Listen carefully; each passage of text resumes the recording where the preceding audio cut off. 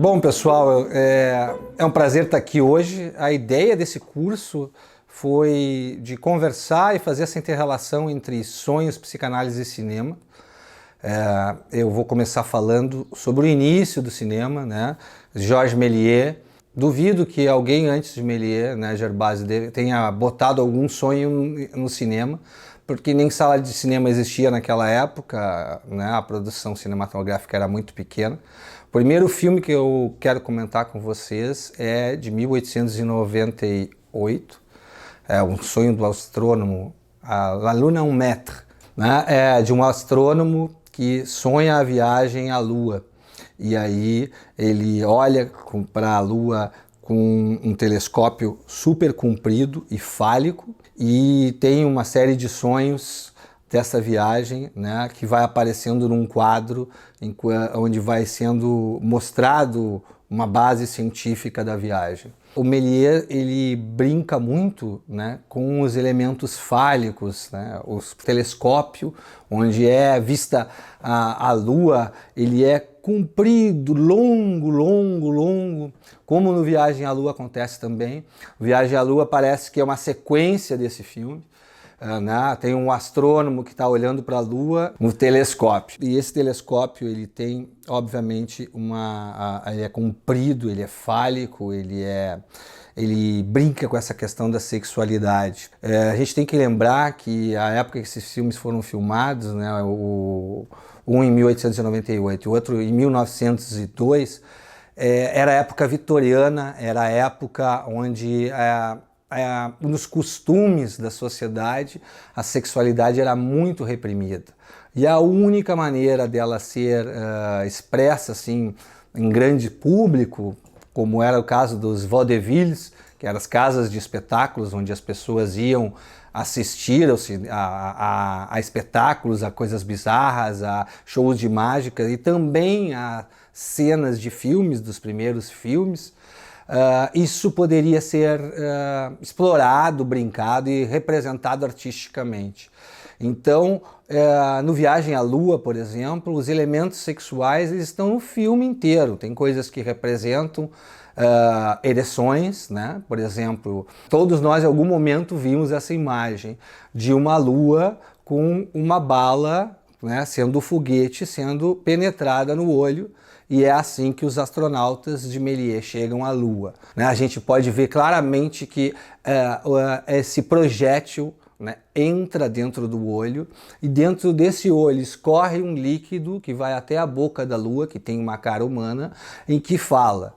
Eu não preciso explicar para vocês, né, os elementos sexuais que o Méliès está brincando. Aí é óbvio que ele está brincando com a relação sexual, né, e com a sexualidade nas suas mais diversas formas, né, não só a penetração, mas também com outras questões que envolvem sexo oral e tudo mais. Depois, quando eles chegam à Lua, né, eles deitam e dormem. Eles dormem no solo lunar. E aí o que eles sonham? Eles sonham com figuras femininas representadas nos planetas e nas estrelas. Então tem mulheres em poses sensuais, né, se exibindo numa espécie de meia-lua. E aí começa a nevar. Neva na Lua, é engraçado isso. E aí, o que eles fazem quando começa a nevar? Eles vão para dentro do solo lunar, eles vão para o interior da Lua, né? O que isso faz a gente pensar?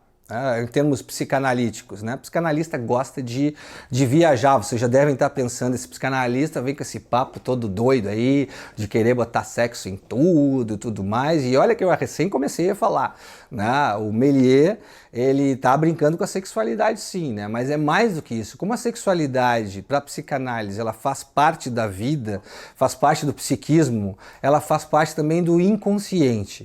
E toda vez, né, que o cinema ele representa essas viagens profundas aos subterrâneos, né, ao que está dentro, ao que está submergindo, ao que está, né, no interior das superfícies. Isso faz uma metáfora, é uma alegoria quase, a uma viagem ao nosso inconsciente, né, ao que tem dentro dele.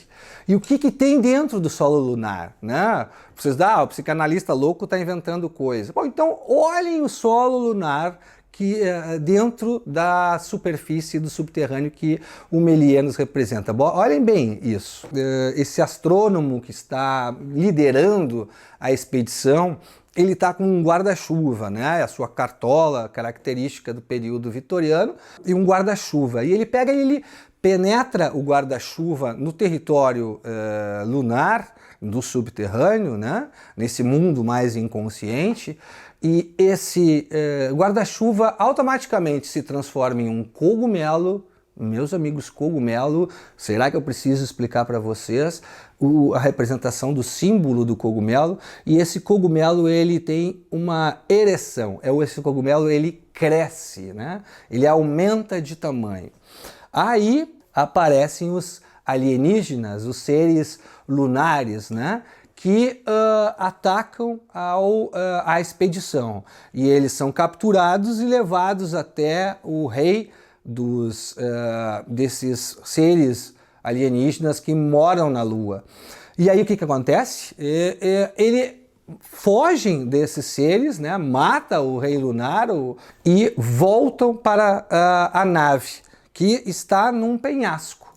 E para eles decolarem da Lua, eles têm que empurrar a nave penhasco abaixo. E eles levam consigo um alienígena junto. E quando voltam para a Terra, aonde que eles caem? Eles caem no mar e vão parar novamente no fundo do mar, no subterrâneo, né? É um filme que brinca muito com o que a gente está vendo e com o que a gente não está vendo, mas que está sendo sugestionado, sugerido pela mente do Méliès, que eu não sei se teve ideia consciente de fazer tudo isso. De alguns outros cineastas eu sei, que eram bem obsessivos, organizados e que pensavam em cada detalhe de seus filmes, né? Mas é claro que o Méliès está jogando com o público e brincando com os símbolos. E eles voltam e nesse fundo do mar está cheio, rico de questões, até o navio ser capturado e levado novamente para o porto, onde eles são aclamados e apresenta um alienígena para todos, e o filme, enfim, se encerra. Esse filme ele é tão famoso não somente pelas imagens, né, que são lindas. Esse pouso na Lua ele é inesquecível, vai ser marcado por toda a eternidade. O Google até fez um doodle sobre isso alguns anos atrás, que a gente entra nesse universo em 360 graus, vale muito a pena ver, mas também pelos elementos, né, importantes e inovadores que ele coloca.